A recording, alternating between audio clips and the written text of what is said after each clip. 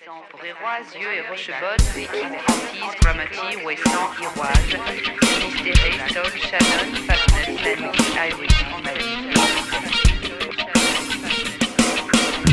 Hey bruit, toi Marty, on embarque, on est parti. Viking à tir, je voulais pas venir. Dugger Fisher, mon cœur, j'ai mal au cœur. Force, Fortis, force 7 après la brise. Arrête la météo, Marie. Le gros temps, vois-tu, je le devine. Et remétéo, Marie. Tes arguments tombent à l'eau quand la mer se fait chafouiner. Pues bien, hoy es 2 de noviembre del año 2013. Como cada sábado o casi cada sábado mantengo una conversación con mi amigo Félix José Hernández. Es Carlos Estefanía, que radica en Estocolmo, y habla con Félix José Hernández, que está en París, profesor de hispanismo, de cultura latinoamericana, que siempre nos informa y nos cuenta un poco sobre lo que está pasando en París y también algunos comentarios sobre lo que está pasando en el mundo. El sábado pasado no pudimos tener nuestra charla ya que Félix José estaba de viaje. Había hecho una expedición, digámoslo así, que le llevó por los mares Adriáticos, Egeo, y al final terminó en Grecia, si mal no lo he entendido. Bueno, Félix José, ¿cómo estás? Pues muy bien, gracias, Carlos, con un poco de catarro, pero bueno, aquí estoy bien. Bueno, pues ese catarro te amerita mucho porque a pesar de que tienes la voz tomada, estás dispuesto a seguir contándonos cosas interesantes de lo que estaba pasando en París. Sabes que una de mis grandes aficiones es la fotografía y también la tuya. He visto que haces muy buenas fotos. En mi caso me gusta mucho retratar animales, como es el caso de Peter Barba. Y creo que hay una exposición sobre este gran fotógrafo nacido en New York en 1938, por allá, ¿no es verdad? Sí, en estos momentos en París, siempre en el otoño, hay una gran cantidad de exposiciones y también porque la gente se prepara para el invierno y empieza a visitar muchos museos. Y actualmente hubo una venta que rompió un récord porque hace un año el tríptico de Orphan Sheat Tripish del 98, que se había estimado a un precio entre $100,000 y $150,000, pues en Christie's logró el precio de $662,500. O sea que fue un gran éxito estas fotos de Peter Bear. Pero ahora hay 28 fotos que están consagradas a África y a la moda, y los precios están por las nubes. Él se instaló en Home Ranch, en Kenia, muy cerca de la antigua granja de Karen Blixen, la gran escritora danesa, de la cual se hizo una película de su libro Out of Africa, muy célebre. Y Bea, su vida la compartió entre la sabana de Kenia y los Estados Unidos, alternando la compañía de animales salvajes y de sus amigos de New York como Andy Warhol, Truman Capote. Fue testigo fotográfico de la agonía del continente africano, del continente negro, y él componía y descomponía sus imágenes con collage, anotaciones, dibujaba sobre las fotos con tinta china. Aquí tengo una frente a mí donde se ve una chica desnuda por completo, dándole de comer a una jirafa en el medio de la noche, y al mismo tiempo la foto está como rayada, como si estuviera manchada por tinta china. Bueno, en el año 2009 incluso él firmó el famoso calendario Pirelli y puso de relieve la belleza increíble de Daria Werbury, Isabelle Fontana o Malgosia Pera en el desierto de Kalahari, y declaró en aquella ocasión: lo único que queda bello en la naturaleza es la belleza de las mujeres. Hablando de ese tema, uno de los asuntos que vamos a tratar hoy es la exposición que le han dedicado a las hermanas de Napoleón.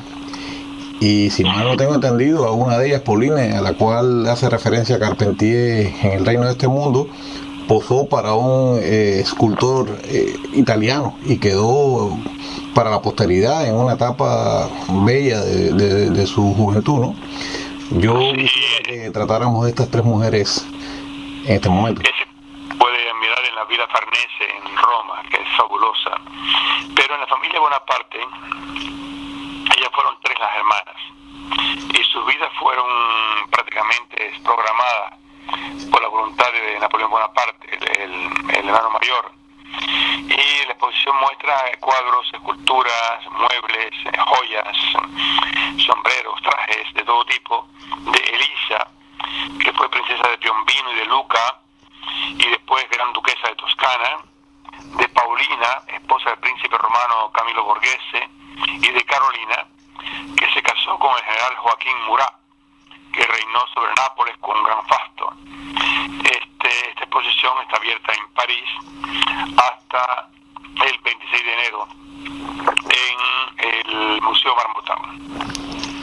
Casualmente hablaba esta semana con un colega francés sobre mi admiración por la figura de Napoleón. Él me decía que él no admiraba a Napoleón, y un poco para socavar este respeto que yo siento por esa figura, me recordaba los dibujos de Goya. Pero es que en los dibujos de Goya, si bien se ven crueldades contra el pueblo español, también se ve que no la pasaban muy bien los militares franceses durante la guerra de independencia. Además, la figura de Napoleón es muy complicada porque, si bien le dio el punto final a la revolución, transmitió una serie de valores relativamente progresistas para su época, con toda esa mascarada imperial, ¿no? La figura es muy interesante, y la figura de estas tres hermanas es aún más interesante, sobre todo la de Pauline, que fue la más leal y más fiel a su hermano, aún caído en desgracia. Como una desgracia fue que el año pasado ya nos abandonara ese gran fotógrafo chileno que es Sergio Larraín. Sí, él murió el año pasado a los 81 años, pero desde hace 40 años vivía solo, como un ermita en Chile, ¿no?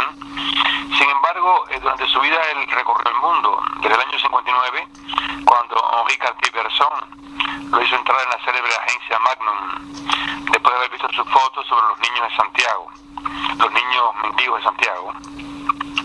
Y Sergio cubrió, incluso fue fotógrafo oficial del matrimonio del Shah de Irán, y también en una gran cantidad de fotos la hizo durante la guerra de Argelia como corresponsal de guerra. Y rápidamente él tuvo una especie de congoja, o sea, de decepción en cuanto a que se refería a la foto periodística, y en el año 71 decidió retirarse para siempre y abandonar la foto. En Chile actualmente la Fundación Henri Cartier-Bresson muestra una colección de fotos, pero de todas las que vi, las más impresionantes son la de la guerra de Argelia y la de los niños mendigos de Santiago de Chile. Sí, es un trabajo muy interesante el de él, que como el anterior fotógrafo que mencionábamos, Peter, entre comillas, Barba, trabaja generalmente con el blanco y negro, y realmente sigue siendo un tipo de fotografía impresionante. Yo he visto algunas que me llaman mucho la atención, una de unos niños que están saltando de cabeza, que son realmente fotografías muy bellas, ¿no? Dejando un poco la fotografía, hay una figura del pensamiento político de todos los tiempos que es Maquiavelo. Hace poco escuchaba una conferencia en radial donde decían que Maquiavelo había sido partidario de las ideas que después Malthus asumiría, ¿no? Como la de reducir la población a partir de la guerra, la enfermedad. Me llamó mucho la atención que ese pensamiento que yo consideraba un poco posterior, ¿no? Y empecé a revisar la literatura de Maquiavelo, y bueno, por supuesto, todo el mundo ha oído hablar del Príncipe, pero se habla mucho menos de la primera década de Tito Livio. Y descubrí que Maquiavelo, si por un lado es un ser pragmático que justifica, la frase no es de él, pero se le atribuye que el fin justifica los medios, por otro lado abogaba por la República, basándose en el mejor momento de la República Antigua Romana, ¿no? Y ahora tú me estabas informando de que hay una discusión sobre la influencia del pensamiento de Maquiavelo o el paradigma de Maquiavelo con respecto al Príncipe, que es la otra parte, la parte autoritaria, la parte dictatorial, casi se puede decir. y la política actual en Italia, ¿no es cierto? Sí,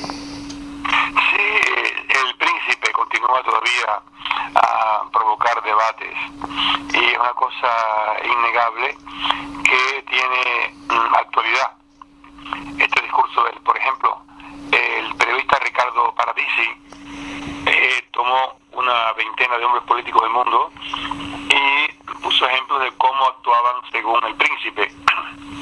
Yo me voy a hacer alusión simplemente al presidente francés, que según Riccardo Paradisi, hoy nos explica que en el 4º capítulo de su diario, Para el buen gobierno, Maquiavelo recomienda que en todo el país no debe haber nadie que sea reconocido como superior al príncipe. Y entonces, según Paradisi, en su discurso, que yo me acuerdo de ese discurso perfectamente bien, en su discurso cuando toma el poder en el Palacio del Eliseo, François Hollande rindió un homenaje a todos sus predecesores, desde Charles de Gaulle hasta Jacques Chirac, y para cada uno pues los alabó sobre grandes cosas que hicieron. Sin embargo, cuando llegó el último, Nicolás Sarkozy, él le deseó simplemente sus mejores deseos para una nueva vida. Y entonces Riccardo Paradisi hace alusión a que según Maquiavelo se puede conceder cualquier cosa solo a quien está muerto o a quien ya no representa una amenaza. Pues con esta situación y con estas ideas yo creo que mejor dejamos a los políticos y nos adentramos en el tema de las colmenas de París. Las colmenas de París. Pues los franceses se han dado cuenta que las abejas de París tienen más salud y producen más miel que la de los campos. Producto que la de los campos se ha fragilizado debido a la cantidad de fertilizantes, a la cantidad de abonos que utilizan los campesinos en los cultivos, que en París no existen. Y así se han instalado colmenas en el techo de la Ópera de París, el Palais Garnier, también en el techo del Gran Palais, en la Torre de Plata, que es el restaurante más lujoso de París, e incluso en las torres de Notre Dame. Y están produciendo una miel de gran calidad. Y simplemente las ovejas van a la enorme cantidad de jardines que tiene París para poder producirla. Sabes, hace poco veía un documental muy interesante sobre cómo afectaba a la reproducción de las abejas los grandes monocultivos. O sea, las abejas precisamente requieren de una variedad de flores para poder hacer una mejor miel. Pero cuando se hacen enormes plantaciones donde está la misma flor, pues las abejas terminan no solamente haciendo peores mieles, sino desapareciendo, ¿no? Y es muy curioso que precisamente allí donde están estos jardines, donde hay esa variedad, además de otras fuentes que tengan ellas de azúcares para sus mieles, pues la gente se haya percatado de que es factible utilizar la miel o los panales de las abejas en la propia ciudad. Y un tema que no tiene que ver tanto con las abejas, pero que tiene que ver con Italia nuevamente, es la vida de ese hombre súper creativo que fue Pasolini. Pierpaolo Pasolini, yo recuerdo la película Accatoni, una gran película, y dos que no vi en Cuba porque en Cuba las prohibieron. Las vi, supongo, porque nunca las pude ver. Las vi aquí en Francia, El Evangelio según San Mateo, para mí es la película más bella sobre la vida de Cristo. Y también el de Cameron, donde el erotismo desborda la pantalla. Y la Cinemateca de Francia tiene en estos momentos una gran exposición de fotos sobre Pasolini y está proyectando todas sus grandes películas. Me llamó mucha atención una foto en que está en un yate con la gran María Callas y con dos perritos. Pero bueno, para hablar de Pasolini hay una cita de él cuando declaró: yo amo la vida ferozmente, la amo tan desesperadamente que no puedo llegar a nada bueno. Yo hablo de las cosas físicas, de la vida, del sol, de la hierba, de la juventud. Para mí es un vicio tan más terrible que la cocaína, pero no cuesta nada y está en abundancia es infinito, no tiene límites. Y yo devoro la vida. ¿Cómo terminará todo? Yo no sé nada. En el año 75, su cuerpo fue encontrado mutilado en la playa de Ostia, cerca de Roma. Él tenía la costumbre, según se descubrió en el juicio, de ir a esa playa por la noche donde había chicos que se prostituían. Y él iba y pagaba a esos chicos para tener relaciones con ellos, y uno lo asesinó, pero aún hoy en día no está muy claro las condiciones de la muerte atroz que tuvo Pasolini. Sí, cuando uno ve las películas de él, precisamente el de Cameron, que a mí particularmente desde el punto de vista artístico no me impresionó, pero sí me doy cuenta que es muy, vamos a decir, muy provocadora, muy transgresora. Ahí hay una línea que deja de pasar de la homosexualidad para caer en una auténtica pedofilia, por el tratamiento que él da al joven, que es objeto del deseo, ¿no? Y esta figura es muy complicada porque su padre le salvó la vida a Mussolini y él es militante comunista hasta que lo expulsan por homosexual. Entonces, a veces pienso que muchos de estos izquierdistas, lo mismo italianos que alemanes, encontraban en la militancia del Partido Comunista una manera de purgar o de limpiar los pecados de sus padres, ¿no? En todo caso, sí fue una figura muy creativa Pasolini, porque hizo teatro, hizo poesía, hizo muchísimo cine. Evidentemente tuvo un aparato que lo auspició hasta que murió de esa manera tan extraña. Y otra cosa que ya no tiene que ver con Mussolini, sino con un género musical como es el tango. Siempre se ha discutido sobre los orígenes de Carlos Gardel, y algunos hallan sus raíces en Francia, y por eso no me extraña que ahora en Francia se haya recibido el espectáculo del Chantecler de tango. Según los franceses, Gardel era de Tolosa, era un chico pobre que emigró hacia Argentina, se llamaba Charles Gardel, y allí lógicamente fue naturalizado argentino y se convirtió en Carlos o Carlito. Pero ahora Mora Godoy, que es una bailarina y coreógrafa argentina, creadora del éxito planetario Tanguera, ha traído al Teatro de Châtelet de París la reconstitución idéntica del famoso cabaret Chantecler de Buenos Aires. Ese cabaret, que fue inaugurado en el año 1924, fue un lugar, una meca del tango, que vibró durante años bajo la orquesta de Juan de Arienzo, e incluso era un lugar al cual iba mucho Carlos Gardel. La comedia musical pues nos trae la historia del cabaret legendario de Buenos Aires a través del personaje de Ángel. Ángel es el vigilante nocturno, y son evocadas con una coreografía fabulosa, ¿no? Evocado los momentos de gloria, los momentos más calientes, se puede decir, del establecimiento durante los años 30, a través también de Ritana. Ritana es un personaje, una mujer fatal, originaria de Marsella, que es un papel hecho a la medida para Mora Godoy, y tiene un gran éxito, están a teatro lleno. Óyeme, siguiendo en el tema de las artes, ¿tú crees, dime tú que sabes de eso, ¿tú crees que el arte moderno puede ser un arte económico? Bueno, aquí se desarrolla la FIAC, que es el FIAC, el Salón del Arte Moderno, y la prensa ha publicado el arte al alcance de todos los bolsillos. Pero bueno, yo no sé de qué bolsillos. Por ejemplo, hay unas serigrafías originales numeradas en 50 ejemplares del artista argentino, maestro del arte óptico, Julio Leparc, que se llama El cielo de Van Gogh, y vale cada una 3.000 euros. Una silla también en edición limitada a 2 ejemplares de Paul, que es una pareja de jóvenes diseñadores franceses, y la obra es en fibra de vidrio, y la están vendiendo a 4.080 euros y se vende. Por otra parte, una monografía de fotografías de Wallace Beezy, editada solamente en 50 ejemplares. Están numerados y firmados por el autor, pues se vendió a 300 euros, y todo se vende, todo.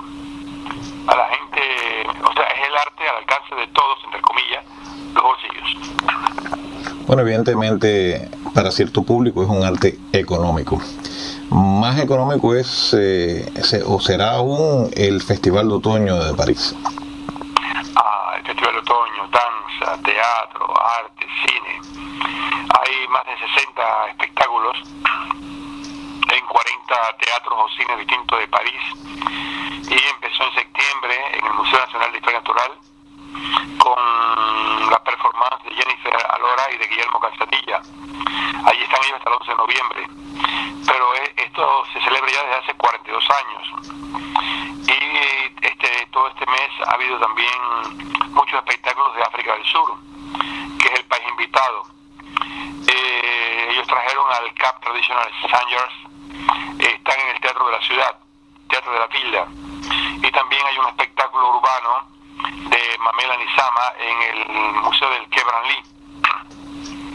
Pero entre los numerosos espectáculos hay uno que la crítica ha ensalzado, que es el de Lena Season, interpretado por actores cambodianos.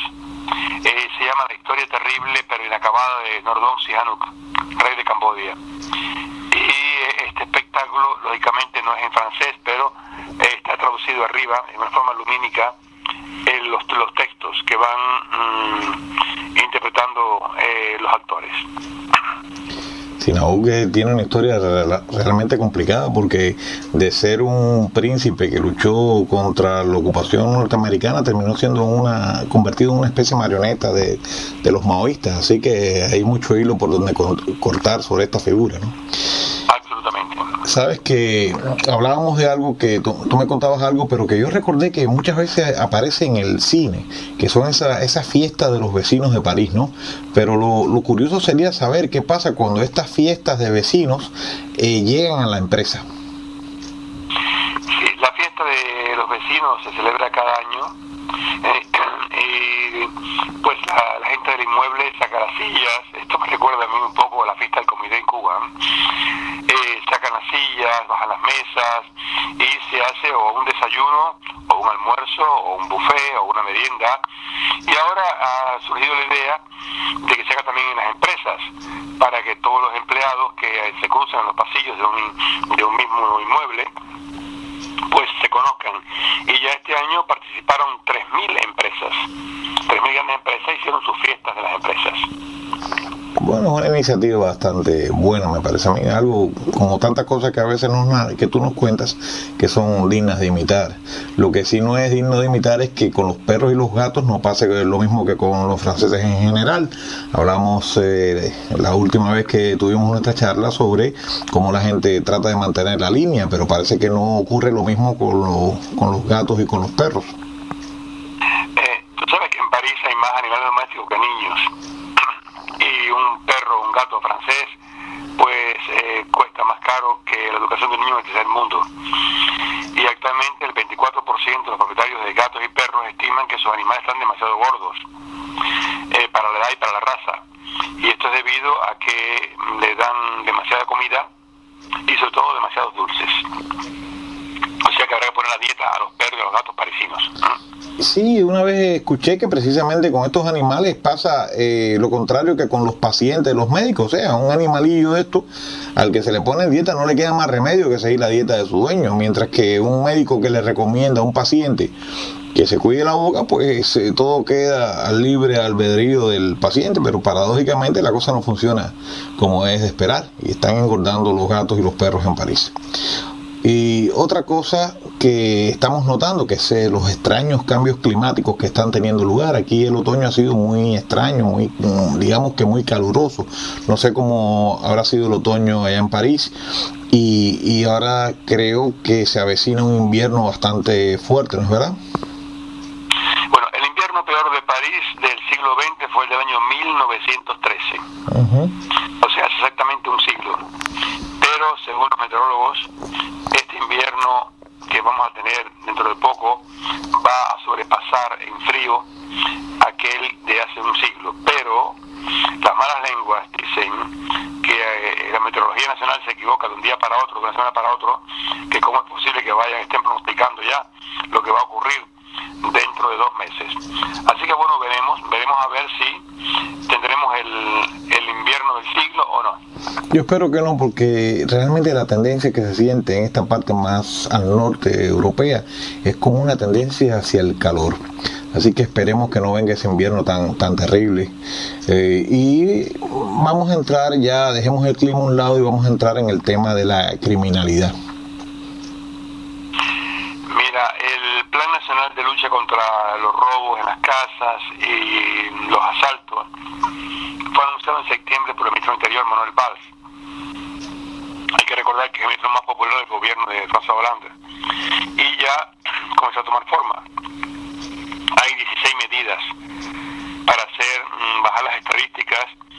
Por ejemplo, en el año 2012, 352.600 casas fueron robadas en Francia y 5.321 personas fueron asaltadas con armas. Y el plan prevé la creación de una especie de botón de alerta número 17 para los comerciantes y los particulares, y también propone 2 números de teléfono, el 17 y el 112, para pedir ayuda a la policía en caso de ataque.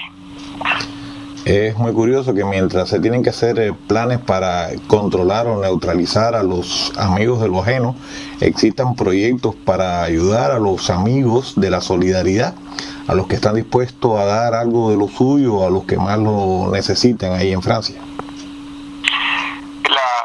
La cadena de supermercados Franprix ha puesto en práctica una operación que se llama redondear. Permite que los clientes, por ejemplo, si tú gastas, imagínate que gastes 22,40 euros, pues tú pagas 23 euros, o sea, redondeas al euro superior. Y esa diferencia va a las asociaciones caritativas. Pero esto no es un invento francés, viene de México. Lo adoptó Alemania y ahora lo adopta Francia. O sea que es una cosa muy muy positiva, redondear el euro para ayudar a los pobres. Sí, eso es tan positivo como realizarle un sueño a un niño. Esto es otra cosa que es muy impresionante. La asociación Rêve, quiere decir sueño, y esta asociación ha apadrinado a 300 niños franceses que se encuentran gravemente enfermos, con enfermedades terribles, y les han preguntado cuál es el sueño de ellos, y gracias a esta asociación los niños logran realizar el sueño de su vida. Hay quienes pidieron nadar con los delfines, hay quienes pidieron poder ir en el carro de bomberos por la calle, con los bomberos cuando hay un incendio, otros conocer a grandes deportistas, a grandes artistas, y estos deportistas y estos artistas pues se han prestado al juego, se han prestado a compartir un momento de su vida, un desayuno, un almuerzo, un juego con estos niños. O sea, una cosa muy positiva, se llama Un sueño para 300 niños. Cuando hablábamos de Pasolini y decía que su padre le había salvado la vida a Mussolini, de alguna manera estamos tocando un tema muy álgido, muy difícil, muy enredado de alguna manera, que fue el tema de la participación de Italia en la Segunda Guerra Mundial y el papel de los alemanes dentro de una Italia que en un momento fue aliada y en otro momento rompe con Alemania, ¿no? Y se cometieron muchos crímenes. Ahora trataremos entonces, en relación a esos crímenes, a la muerte de un verdugo en Roma. Mira, el 15 de octubre, el carro fúnebre con el ataúd de Erich Priebke salió de la iglesia de Albano en Roma y fue asediado por los manifestantes que le gritaban asesino, criminal, verdugo. Incluso el carro fue dañado por las patadas, por los golpes, por los piñazos que le dieron. La policía tuvo que intervenir. Hay que recordar que el 24 de marzo del año 44 la Gestapo en Roma hizo una redada y capturó a 335 italianos que fueron llevados hacia la fosa Ardetina, en las afueras de Roma, una gruta que hay, en represalia porque había habido un atentado contra un pelotón de soldados alemanes en la vía Rasela. Allí fueron matados con un balazo en la cabeza de 5 en 5. Los iban entrando los bajaban de los camiones, cinco más, y unos caían sobre los cuerpos de otros. Los responsables de este crimen odioso fueron el comandante de la Gestapo, Roman Herbert Kappler, y su vice Erich Priebke. Y Erich Priebke fue capturado posteriormente y condenado a la cadena perpetua. Pero acaba de morir hace unos días a la edad de 100 años. ¿Sabes qué? Disculpa, los últimos años de su vida los pasó en un apartamento burgués de la vía Cardinale San Felice, en el barrio romano de Boca, hospedado por su abogado, por Paolo Giacchini. Este hombre, el abogado, como estaba ya muy viejo, a los 90 años, la justicia le permitió que fuera a prisión domiciliaria. Y este abogado lo admiraba. Tenía 63 años y dijo: para mí no fue un padre porque un padre yo lo tuve, para mí era una especie de abuelo, yo lo quería como un abuelo. Sin embargo, este hombre muere sin arrepentirse.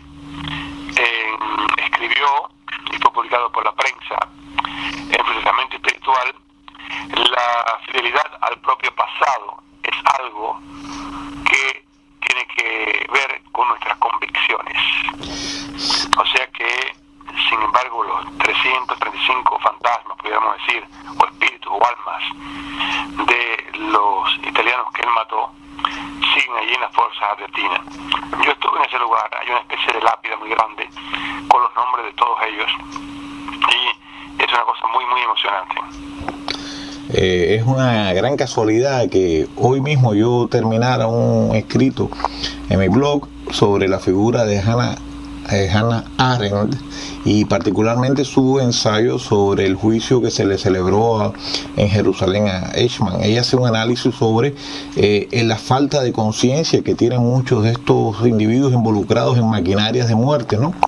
Y alertaba sobre que esas masacres, esos genocidios organizados en masa que se ejecutaron, no solamente contra otras etnias, contra los judíos o contra los italianos por parte de los nazis, sino contra sus mismas gente, cuando empezaron a aniquilar personas que se consideraban no aptas físicamente o mal genéticamente, o que deberían desaparecer, siendo alemanes, ¿no? Decía que una gran parte de la culpa de esto la tenía esa falta de conexión con la realidad que tienen estas piezas dentro de las grandes maquinarias, ¿no? Pero además hablaba de el temor de que con el crecimiento de la población y a su vez el desarrollo de las tecnologías, pues una población que se considere no útil laboralmente, pues también vuelva a sufrir ese tipo de masacre, ¿no? Y mientras ella nos alertaba desde aquella época, ya murió, resulta que los asesinos pues viven como en un paraíso en Londres. Es una cosa aberrante. Esto es algo increíble que publica la prensa. La lista de terroristas que han tenido asilo político en Gran Bretaña se ha alargado con Abdul Ahmed al-Rukai, el hombre buscado que fue capturado el 5 de octubre en Trípoli por los cuerpos especiales de los Estados Unidos. Solamente el último año han sido descubiertos 99 criminales de guerra que han obtenido el asilo político en Inglaterra. Algunos vienen de Afganistán, otros de Irán, de Irak, de Ruanda, de Serbia, de Sri Lanka, y el gobierno, ante este escándalo, ha propuesto una nueva ley. Hay que decir que al-Rukai, alias al-Libi, había obtenido asilo en el año 95. En el 93 había estado en Kenia y en Tanzania para sacarle fotos a las embajadas de los Estados Unidos. Y en el 98 Al-Qaeda hizo explotar, gracias a los planos que se hizo al-Libi, provocando, recuerda, 224 muertes. Ahora, de estos 99 criminales de guerra que se han localizado en Inglaterra, solamente 3 han sido deportados. A 20 le quitaron asilo político, a 46 le quitaron la ciudadanía inglesa, pero a los demás no se sabe nada de ello. Y entonces el periódico de Independent escribe un artículo muy interesante, te hago un resumen, donde dice: al-Libi llegó a Gran Bretaña a la mitad de los años 90 y vivió en Manchester después de haber obtenido asilo político. terrorista líbico ya había formado parte de la red de Osama Bin Laden en Sudán, y el Independent cita a un ex oficial del FBI que declaró, lo había interrogado sobre el ataque a las embajadas, pero después lo había liberado. Los agentes hicieron una irrupción en su casa, encontraron un manual de Al-Qaeda de 180 páginas sobre atentados y homicidios. Incluso la BBC reveló que del 2005 al 2012 más de 700 sospechosos de ser criminales de guerra fueron identificados en los servicios de migración del Reino Unido. James Smith, de la ONG AEIS, que se bate para prevenir los crímenes contra la humanidad, declaró: si no actuamos ahora con fuerza, el Reino Unido de Gran Bretaña se convertirá en un retiro para los criminales de guerra de todo el mundo. Yo le hallo mucha lógica a esta falta de lógica. Para mí está claro que existen poderes a los cuales la delincuencia y sobre todo el terrorismo sirven. Porque en tanto existan estos terroristas y en tanto exista la lucha contra el terrorismo, las libertades de todos los ciudadanos pueden ser cercenadas. El día que esta gente desaparezca o que sean combatidos de verdad, que sean aniquilados como se debería aniquilar, pues entonces los poderes tendrán que dar marcha atrás y tendrán que devolver una serie de libertades que poco a poco han ido desapareciendo. A mí no me extraña nada y creo mucho en aquellos que afirman, que plantean que estos grupos terroristas al final son creaciones para justificar otras acciones de dominación de las élites que controlan en estos momentos la humanidad. Así que no me toma nada de sorpresa esto que me estás diciendo, como no me toma de sorpresa otra de las maneras que hay de asesinar, que es a través de la promoción de la marihuana. Ahora Uruguay se acaba de convertir en el primer estado, vamos a llamarle narcotraficante del mundo, al legalizar la marihuana y además ponerla al precio de las ventas que hacen de marihuana los traficantes. Es una cosa escandalosa, es una cosa terrible. Pues mira, la discusión ha sido muy larga en Uruguay. Y ya, por ejemplo, se han interesado algunos magnates internacionales como David Rockefeller o George Soros, que con su cuota accionaria de la Monsanto están pensando en producir en larga escala la primera marihuana OGM en el mundo. La Philip Morris ya también está lista para confeccionar y vender cigarrillos de marihuana, y los políticos favorables a esta apertura de las drogas cada día están en aumento. Por ejemplo, el presidente de Brasil, Enrique Cardoso, o el mexicano Vicente Fox, que declaró: estoy listo para cultivar marihuana en mi huerto. También Pérez Molina, el general que hoy guía a Guatemala, está evaluando las medidas parecidas, porque dice que la guerra contra la droga ha sido un fracaso. Y ahora el periódico El País de Uruguay escribe: ya son una decena de compañías las que se están preparando para la venta de la marihuana y la producción en Uruguay. Desde la Greenhouse, es la famosa cadena de coffee shop de Ámsterdam, hasta la farmacéutica inglesa GW Pharma, escribe el periódico El País de Uruguay. Urugrow es el primer negocio abierto ya en Montevideo, según el periódico de Uruguay, y allí se encuentra todo lo necesario para cultivar la marihuana, y se están haciendo negocios de oro. El periódico después cita a la ciudad de Colonia, ciudad turística del país, que ha sido rebautizada la Ámsterdam de América del Sur.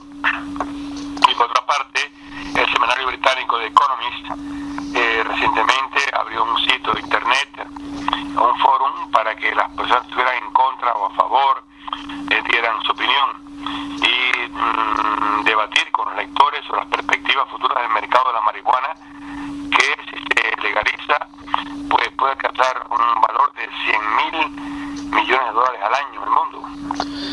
Todo ha quedado en un elemento puramente económico y en una supuesta derrota de la guerra contra la droga. Realmente lo que se está haciendo es que se está escamoteando una verdad elemental y fundamental que ningún reportaje dice, y es que la marihuana no solamente crea adicción, la marihuana puede crear incluso esquizofrenia. Yo estaba mirando un reportaje de que hace una chilena, sobre la marihuana en su país, decía que hay un alto consumo de marihuana. Uno se da cuenta de lo tendencioso que era el material.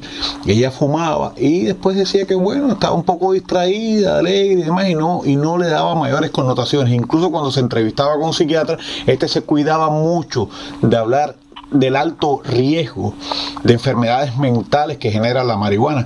Que los Rockefeller o Soros estén detrás de eso no me extraña, porque evidentemente ellos son dos de los actores fundamentales de esta política de aniquilación de la juventud a nivel mundial que se está desarrollando. Y ya no son solamente las guerras, es a través de la droga.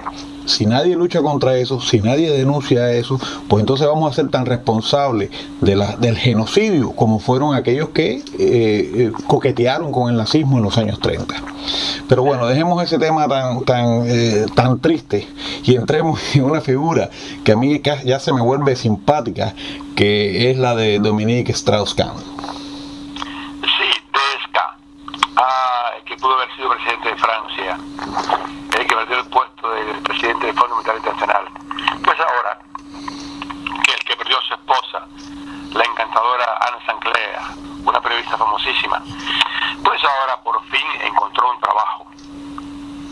Desde el 16 de septiembre, él asegura la función de consejero económico de Serbia, país donde hay 24% de desocupados y cuya deuda exterior es superior al 60% del PIB. Pero bueno, Dominique dijo que aceptaba esta misión porque él amaba a Serbia. Según la Oficina de Turismo de Serbia en París, Serbia es una joya de los Balcanes, que se encuentra en el cruce de Oriente y Occidente. Es una tierra de contrastes. Serbia es un país maravilloso. Belgrado es la pequeña Barcelona del Este. Pero bueno, a mí se me escapa toda esta serie de cosas, ¿no? Claro, es una publicidad turística, ¿no?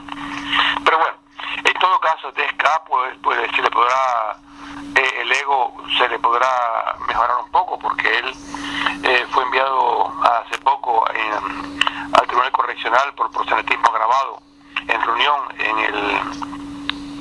el dossier del Hotel Carlton de Lille, con las fiestas con chicas que venían de Bélgica.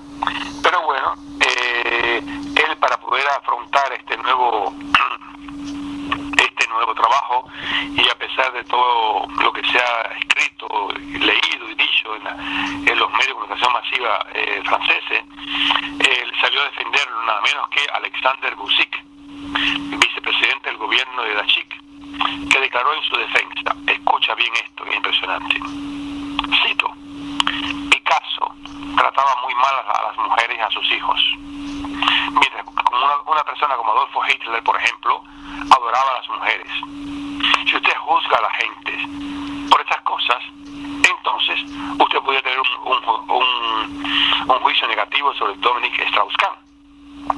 Bueno, sobre la figura de Strauss-Kahn, yo no sé qué decirte. A mí me parece que Francia fue víctima de una suerte de golpe de Estado y de una conjura feminista, porque esta figura hubiera sido la alternativa a la que tienen hoy en día ustedes, que está zapaterizando a Francia. O sea, no solamente es esta campaña desaforada en pro de la homosexualización, más allá de la defensa de los derechos homosexuales, sino que ahora la última que se están proponiendo, tú estabas de viaje, pero aquí en Suecia se dio como una gran noticia de que se estaba copiando el modelo sueco, es proponer el castigo de los clientes de las prostitutas. Y con este cuento lo que se está es tratando de castigar una de las formas de la heterosexualidad, porque en la práctica, cuando se establecen este tipo de leyes que muchas veces ni defienden a las prostitutas ni nada de eso, solamente se persigue la prostitución heterosexual. Entonces yo no sé qué hubiera pasado en Francia si en lugar del actual presidente que tienen ustedes allá hubiese sido, si no caen en la trampa feminista que le hicieron a este pobre hombre, hubiese sido Dominique Strauss-Kahn el primer ministro. Yo creo que habrían salido mejor ustedes ahí, pero bueno, así todo esto es escrito y todo está planeado y vamos hacia una guerra a muerte contra la heterosexualidad, y este tipo desgraciadamente no era precisamente un modelo de homosexualidad, sino de tradicional heterosexualidad. Y otra cosa que también está un poco enredado con este tema que estamos abordando es esta campaña contra las niñas casadas a la fuerza. Se celebró en Francia la Jornada Internacional de las Niñas, y hay 14 millones de niñas en el mundo que son casadas por la fuerza cada año. Lo publica la asociación Plan France, que quiere sensibilizar al público a la lucha contra los matrimonios precoces. Estos millones de niñas que son obligadas a casarse, se les priva de toda libertad, comenzando porque ya no pueden ir más a la escuela. Y la ambición de este plan es darle acceso a la educación a 4 millones de niñas de aquí al año 2016. Y para ello hay todo un ciclo de conferencias y de reuniones previstos en París y en su región para sensibilizar a los adolescentes y a las niñas sobre estos problemas. Yo veo en estas campañas un gesto muy evidente de eurocentrismo, ¿no? Ya no solamente la negación de los principios más elementales del multiculturalismo, sino una intención que bajo esa capa de humanismo y solidaridad con las niñas, lo que tiene un objetivo muy claro, y es que estas niñas dejen de comenzar a ser entes reproductivos desde temprana edad. Si estas niñas primero se rompen los códigos a través de los cuales ellos reproducen sus formas familiares, ¿no? En el cual la familia juega un gran papel y que puede ser interpretado como una manera forzada de casamiento, tanto a niñas como a niños. Si primero se desarma todo ese aparato y a las niñas se les saca de la casa y se les introduce en la escuela, y después de la escuela se les introduce en la fábrica o en los sistemas productivos, incluso se va a lograr entes más productivos que los masculinos. Y hay libros que hablan de cómo las mujeres están ganando la batalla del mercado y cómo en ciertos lugares ya hay más mujeres trabajando que hombres. Y es realmente, si toda la condición que pone una mujer desde niña, casi desde joven, desde 13, 14 años, todas esas características que tienen dedicadas a la crianza, los pone en función de las empresas, pues seguramente una vez esterilizadas, porque de alguna manera son esterilizadas socialmente, van a ser más efectivas que el hombre. Lo que pasa es que después viene un precio que ahora se ha manifestado mucho en Suecia, que es el crecimiento de enfermedades de carácter psíquico y físico, como es el crecimiento del cáncer, por ejemplo, pero de esto no le van a hablar a estas niñas. Esa campaña yo no la compro personalmente. Yo sí veo atrás una de las expresiones de la política malthusiana: sacar a esas niñas del aparato reproductivo que es la familia tradicional y ponerlas al servicio de la empresa y del mercado. Eso es la visión que yo tengo de estas campañas aparentemente filantrópicas, ¿no? Pero bueno, tenemos distintas visiones del mundo y yo te agradezco mucho que, aún teniendo tú la voz un poco enferma, ¿no?, hayas recogido tanta información y nos las hayas contado en este sábado del 2 de noviembre del año 2013. Que estés bien, Félix José. Pues de nada, amigo, espero que para el sábado próximo tenga mi voz perfecta. Un abrazo para ti y saludos a todas las personas que nos están escuchando desde aquí, desde la Ciudad Luz. Hoy con la llovizna del otoño, la humedad, pero bueno, ya vendrán días mejores. Un abrazo a todos y a ti específicamente.